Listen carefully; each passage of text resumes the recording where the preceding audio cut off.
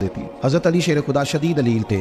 एक सहाबी तीमारदारी करने गए तो हजरत मौला अली का चेहरा देख के परेशान हो गए, कहने लगे आप तो बड़े सख्त अलील है, अल्लाह खैर करे, अल्लाह ताला आपको सेहत दे। तो हजरत अली कहने लगे तू फिक्र न कर, मुझे इस बीमारी से कुछ भी नहीं होगा। मैंने कहा क्यों? फरमाने लगे मुझे नबी पाक अलैहिस्सलाम ने फरमाया था अली उस वक्त दुनिया से जाओगे जब दाढ़ी खून से रंगीन हो जाएगी, तो इसका मतलब है मैं खंजर के वार के साथ शहीद किया जाऊंगा, मैं बीमारी से दुनिया में नहीं जाऊंगा, मैं ये बीमारी से मुझे कुछ भी नहीं होगा, अल्लाह मुझे शिफा दे देगा। चूंकि हुजूर ने फरमाया कि साढ़े नबी दी जुबान साढ़े वास्ते कुरान, तो सबसे पहले तो अपने ईमान के अंदर तवक्कुल के अंदर मजबूती पैदा करें। मुसलमान देखो ना, नमाज पढ़ने से रोजी में बरकत होती है, तो फिर इसका मतलब ये है कि जब टाइम आए ना नमाज का, तो गाहक जितने मर्जी खड़े हों फिर दुकान बंद करनी चाहिए, फिर नमाज पढ़नी चाहिए, क्योंकि रोजी तो अल्लाह ने देनी है, गाहकों ने तो देनी। तो सबसे पहले जरूरी है मजबूती ईमान, तवक्कुल, अल्लाह की जात पर भरोसा। आप कभी मैदान करबला का पूरा नक्शा अपने सामने रखे ना, दो चीजें हैं, इमाम हुसैन को नजर आ रहा है अब शहादत हो जाएगी, इतनी बड़ी फौज आई है, खुदा की हिकमत के तकाजे समझ में आ रहे हैं, हालात क्या होंगे समझ आ रही, पर एक लम्हे के लिए भी उनका तवक्कुल कमजोर नहीं हुआ। अपने रब पर जो मजबूत भरोसा है। सैयदा तैयबा ताहिरा हजरत फातिमा ज़हरा रज़ी अल्लाह तआला अन्हा ऊंट के बालों की बनी हुई चादर ओढ़कर चक्की पीस रही थी। यहाँ बीबियां बड़ा रोती है, गरीबी बड़ी है, बड़ी गरीबी है। हालांकि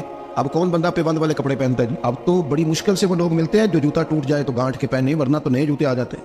हजरत सैयदा पाक ऊंट के बालों की बनी हुई चादर ओढ़ के चक्की पीस रही थी। नबी पाक सल्लल्लाहु अलैहि वसल्लम ने देखा, आंखों में आंसू जरूर आए, पर महबूब ने फरमाया फातिमा दुनिया में थोड़ी सी तकलीफ बर्दाश्त करो, क़यामत की सारी इज्जत अल्लाह आपको ही अता फरमाएगा। तो तवक्कुल की मजबूती, अल्लाह की जात पर भरोसा, अपने रब करीम के साथ उम्मीदों का वाबस्ता करना, इससे मजबूती आए कर लेता है। आप देखते हैं कि बहुत सारे लोगों के दावे अपने अपने होते हैं ना। किसी भी तालिब इल्म से आप पूछें पेपर दे के आए तो पेपर कैसा हुआ है, तो क्या कहता है? जब कैंडिडेट इलेक्शन लड़ते हैं तो रात को जब वो सोते हैं तो सारे जीत के ही सोते हैं। उनको सब यही कहते हैं कि लोग सारे तेरे साथ ही हैं। हालात जितने बादशाह हुक्मरान होते हैं, इनके बिगड़ने की बुनियादी वजह होती है कि ये खुश फहमियों में मुब्तला होते हैं। हम में से भी ढेर सारे लोग हैं जो खुश फहमियों में मुब्तला हैं। कुछ कहते हैं जनाब हमारी निस्बत बड़ी तगड़ी है। भाई निस्बत तो इमाम हुसैन से तगड़ी तो किसी की नहीं ना, तो सारी रात नमाज पढ़ते थे, रोजे रखते थे, अल्लाह को याद करते थे। आप खाली निस्बत पर बैठ कर अमल छोड़ जाए तो ये कैसे मुमकिन है? तो अपने अपने कई लोगों ने मेयार कामयाबी के कायम कर लिए हैं। अल्लाह फरमाता है कि महबूब मुझे कसम हो जमाने की, इंसान नुकसान में, ये दिन ब दिन जो वक्त गुजार रहा है तो इसका नुकसान, इसका खसारा, इसका घाटा बढ़ता जा रहा है। रोज नुकसान,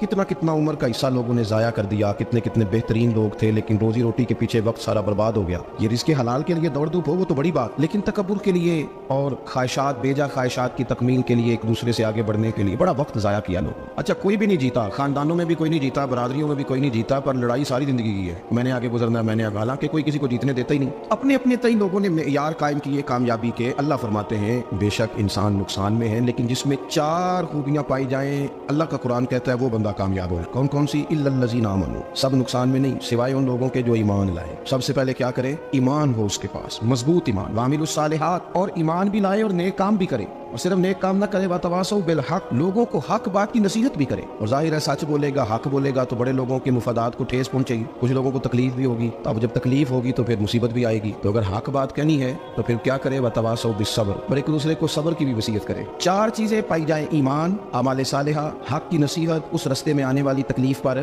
सब्र। अगर ये चार चीजें मुयस्सर आती हैं तो अल्लाह का कुरान कहता है बंदा कामयाब है। और अगर ये चार चीजें नहीं तो फिर कोई बंदा जितना मर्जी दावा करे, जितना मर्जी शोर करे, जितना मर्जी ऐलान करे, वो कामयाब हो सकता। सबसे पहले तो अपना ईमान पक्का करें। ये जो कच्ची पक्की बातें करते हैं ना लोग, मुसलमान जो होता है ना, मुसलमान वो लवारिस नहीं होता, वो वारिस वाला होता है। उसका रब हर वक्त अपनी रहमत से उसकी हिफाजत करता है। मुसलमान हर वक्त नबी पाक अलैहिस्सलाम की निगाह करम में रहता है। इसे कमजोर बातें नहीं करनी चाहिए कि मेरे को पीछे चढ़ गया तो पता नहीं क्या हो जाएगा, बरादरी मुखालिफ हो गई तो पता नहीं क्या हो जाएगा, सच बोल दूंगा तो लोग पता नहीं मुझे मार देंगे। ऐसा हो नहीं सकता। छुरी हजरत इब्राहिम चलाए भी ना तो हजरत इस्माइल के हलक पे चलना उसने तब भी है जब अल्लाह हुक्म करेगा। तो अल्लाह की हिकमत होगी, हिकमत इलाही होती है तो कोई काम होता है, वरना होता। तो अपनी तबीयत में मजबूत ईमान, तवक्कुल, अल्लाह पे भरोसा, मजबूती अफकार की, कच्ची बातें नहीं। देखो नबी पाक सल्लल्लाहु अलैहि वसल्लम ने फरमाया नेकी को कभी हकीर नहीं समझना, कभी इकारत से नहीं नेकी करनी कि ये बड़ी छोटी है तो मैं इसको करूंगा। फरमाया कभी हकीर ना समझना, नेकी का काम जो भी मिले कर देना।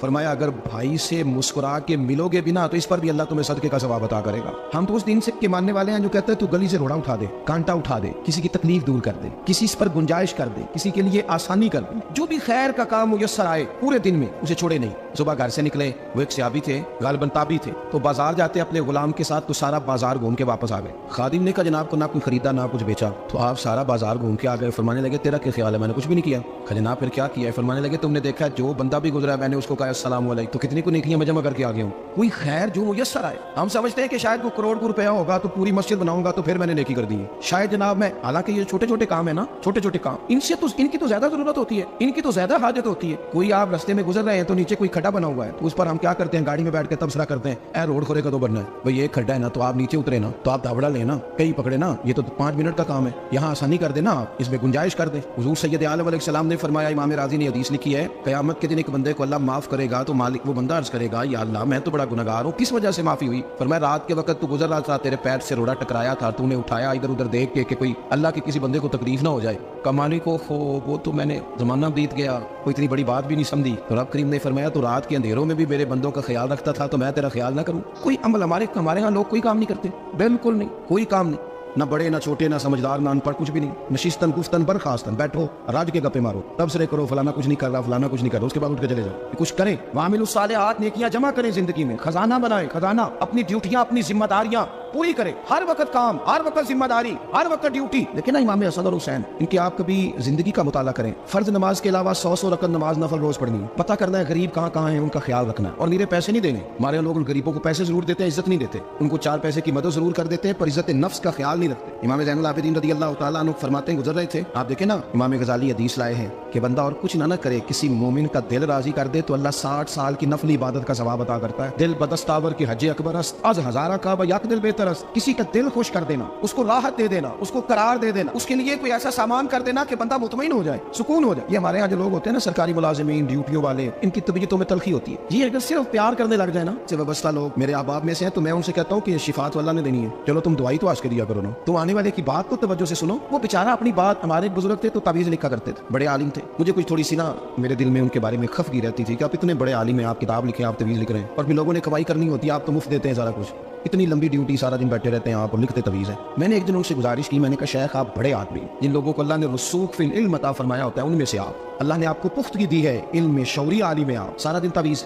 فرمانے لگے یار میں تعویذ نہیں لکھتا, اصل مسئلہ یہ ہے کہ جو تعویذ لینے آتا ہے وہ اپنا سارا دکھ سناتا ہے, تو میں تعویذ نہیں لکھتا, میں نہ بس لوگوں کے کلیجے ٹھنڈے کرتا ہوں. میں کسی کا, اب تو بچوں کے پاس ٹائم ہی نہیں, وہ تو ابا کا دکھ نہیں سنتے, تو بیٹھتے ہی نہیں. اماں کہہ رہی ہوتی ہے کہ پتر کو 10 منٹ میرے پاس بھی بیٹھا کر, لیکن پتر مصروف بڑا, ویڈیو چڑھانی ہے اس نے. ہم الجھ گئے. یہ چیزیں انسان کو نفسیاتی طور پر کمزور کر دیتی ہیں. جو لوگ زیادہ یہ کام کرتے ہیں ان کے حافظے کمزور ہو جاتے ہیں, وہ الجھ جاتے ہیں, انہیں پتہ نہیں ہوتا رات میں نے کیا کہا تھا, صبح میں کیا کہہ رہا. ہر وقت نہیں, ضرورت کے وقت, ہر ٹائم نہیں, مخصوص اوقات میں. حضرت امام زین العابدین رضی اللہ تعالیٰ عنہ فرمانے لگے, ہم گزر رہے تھے, امام حسین ساتھ تھے, تو رستے میں نا کچھ غربا, غریب لوگ بیٹھ کے کھانا کھا رہے. کہتے ہیں ہماری ان پر نظر پڑی تو انہوں نے حضرت امام حسین رضی اللہ تعالیٰ عنہ سے کہا حضور آئیے تشریف لائیے, کھانا کھائیے. وہ ضروری نہیں ہوتا آپ کو سب کا کھانا پسند ہی آئے, ٹیسٹ اپنے اپنے ہوتے ہیں, یہ ضروری تو نہیں. کھانا پسند نہ بھی آئے تو دل تو پھر بھی راضی رکھنا چاہیے. قربان جائیں, نبی پاک نے کس طرح ہماری تربیت کی. حضرت عائشہ صدیقہ رضی اللہ تعالیٰ عنہ فرماتی ہیں, کریم محبوب کا میں نے یہ طریقہ دیکھا کہ اگر کھانا ناپسند ہوتا تو چھوڑ دیتے, پر کبھی اس میں سے نقص نہ نکالتے, عیب جو ہی نہ کرتے. گرمی کے موسم میں کھڑی ہے بیچاری خاتون, اور کتنی مشقت سے اس نے کھانا بنایا, اور کتنی گرمی سے ہے چولہے کے سامنے, لیکن صاحب کو کھانا رکھا ہے تو وہ کہتے ہیں یہ تو کی پکایا, وہ کھانے والی چیز ہے بھائی, اس طرح کرنا, اب جو اگلی انڈیا وہ تو پکا,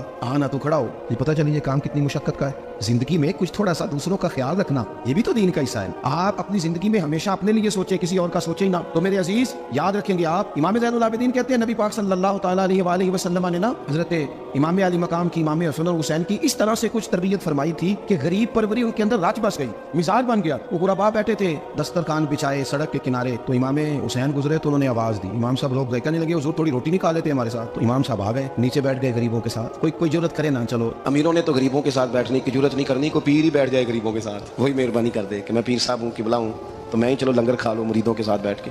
ہماری تو محفلوں میں بھی نا جی نعت خانوں کا, مولویوں کا, دوسروں کا کھانا اور ہوتا ہے, اور غریب آدمی کو شاپر میں چاول ڈال کے دیتے ہیں, ساتھ اسے کہتے ہیں یہ لنگر شریف ہے. بھائی اگر یہ شریف ہے, تبرک ہے, تو یہ پیر صاحب نہیں سی لگتا, اٹھتا ہے گلے میں لنگر ان کو. یہ لنگر شریف جو ہے یہ نعت خان کو بھی تو گزرنا, تبرک ہے کہ نہیں, ہاں نہ تو کرو نا. تو جڑی زیادہ تبرک والی شے ہے وہ پیرانوں بھی دکھانی چاہیے نا, نعت خان کو اس کے لیے لہدا سے مرغ مسلم اعلیٰ کھانے. میں اکثر دوستوں سے کہتا ہوں چلو میلاد شریف پہ صحیح سب کے لیے اچھا کھانا پکاؤ. چلو جس غریبوں کے بچوں کو بیچاروں کو سارا سال وہ بوٹیوں کے لیے لڑتے ہیں, تم میلاد بھی اچھی روٹی پکا دو, تو بچہ جب کھائے گا نا بہت ساری بوٹیاں اور چاول, اور اپنے ابا سے پوچھے گا کہ ابا جی آج کی گل ہے, تو ہو سکتا ہے غریب باپ رو ہی پڑے اور اسے کہے پتر تو آج راج کے کھا ساڈے نبی پاک دا میلاد شریف. تو امام حسین رضی اللہ تعالیٰ عنہ نا آ کے غریبوں کے بیچ بیٹھ گئے زمین پہ, انہوں نے کہا کھائیے. تو وہ جس طرح وہ کھا رہے تھے نا سادے برتنوں میں, امام حسین کھانا کھانے لگ گئے.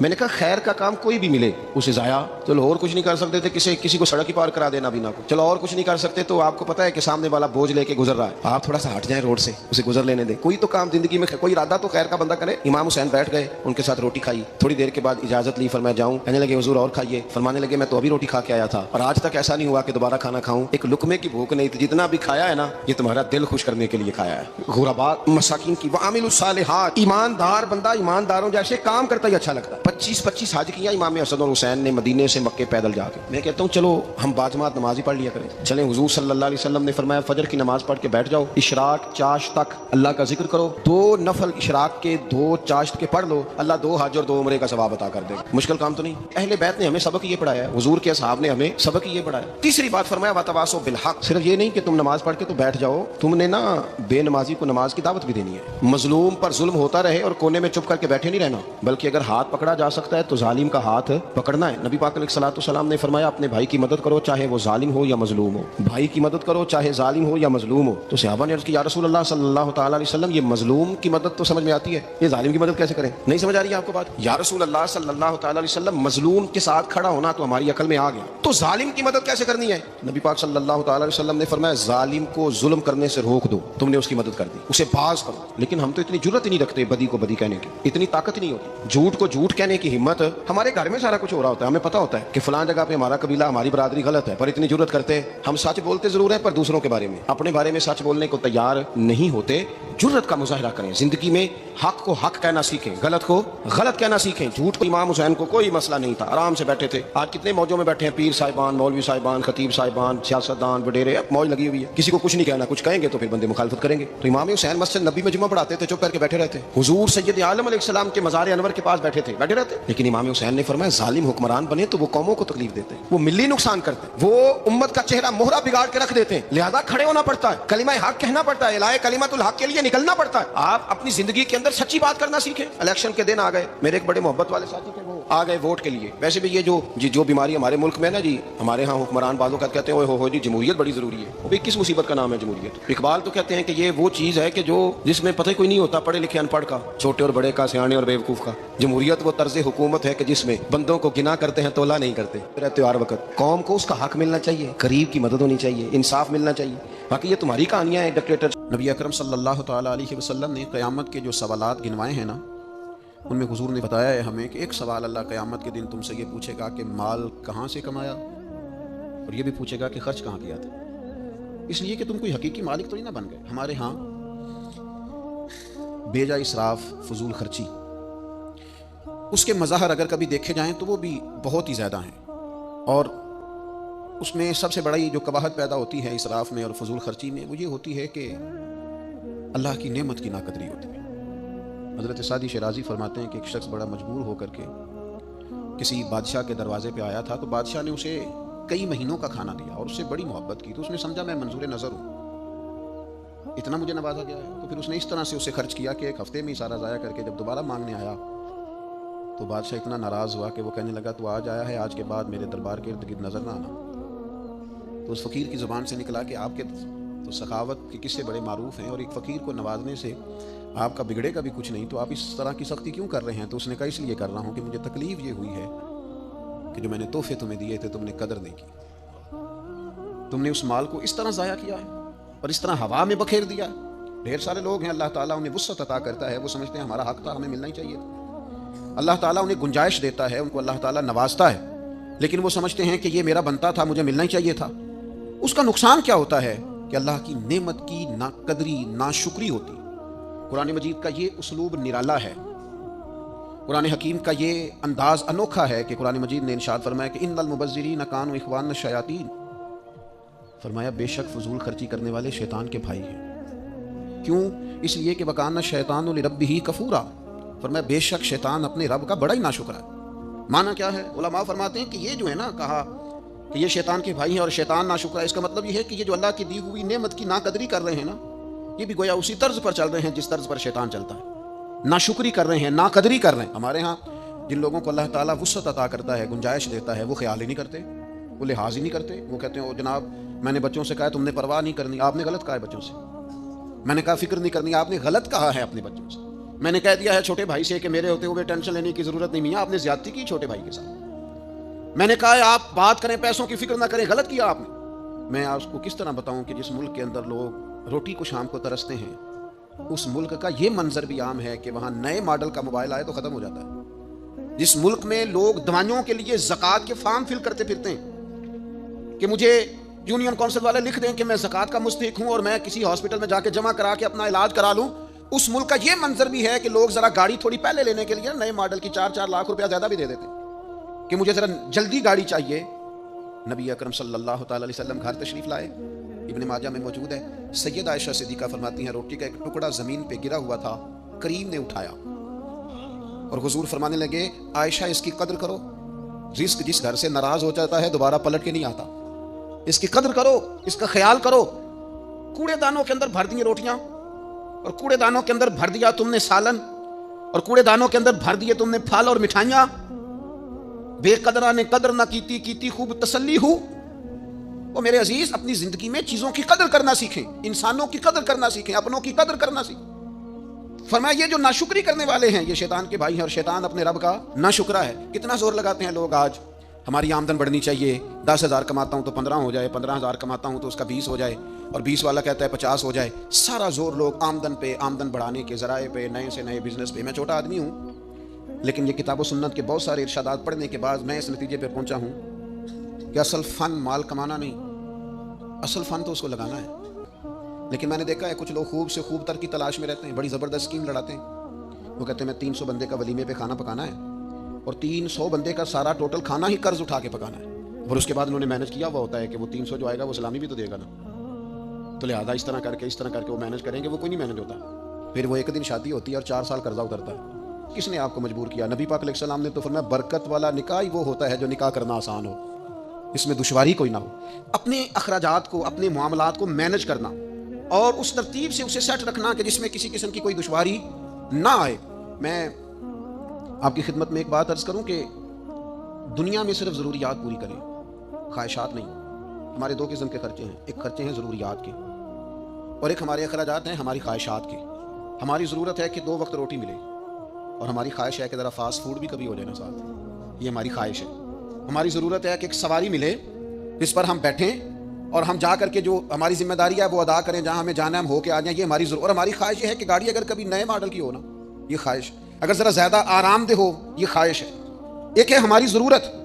ضرورت یہ ہے کہ گھر ہونا چاہیے گرمی سردی سے بچائے, پردہ پوشی ہو, پختہ ہو, بار بار اس میں چیزیں گرتی نہ ہوں, چھت سے متی نہ ٹپکتی ہو, وہ بچوں کے لیے محفوظ ہو, بس ٹھیک ہے, یہ ضرورت ہے. اور خواہش یہ ہے کہ کبھی کسی بڑی سوسائٹی میں ہو جائے نا, کبھی اس کے سامنے کوئی کنال کا لان بھی ہو جائے نا, کبھی ایک کونے میں گیراج بنا ہوا ہو نا, 4 گاڑیاں بھی کھڑی ہو جائیں. یہ کیا ہے؟ یہ خواہش ہے.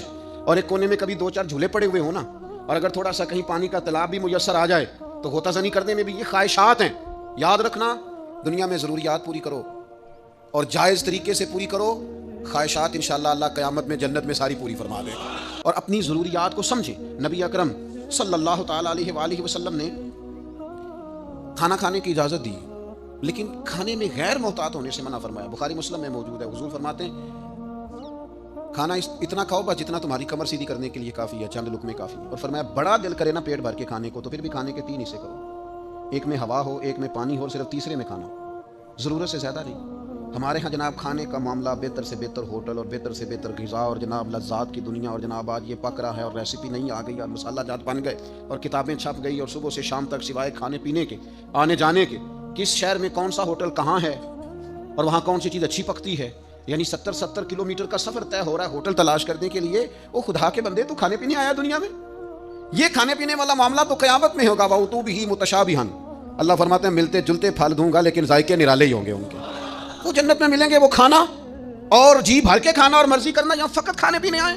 اور بعض لوگ ایسے ہیں جن کے کپڑے پرانے نہیں ہوتے, ان کا ڈیزائن بدل جاتا ہے.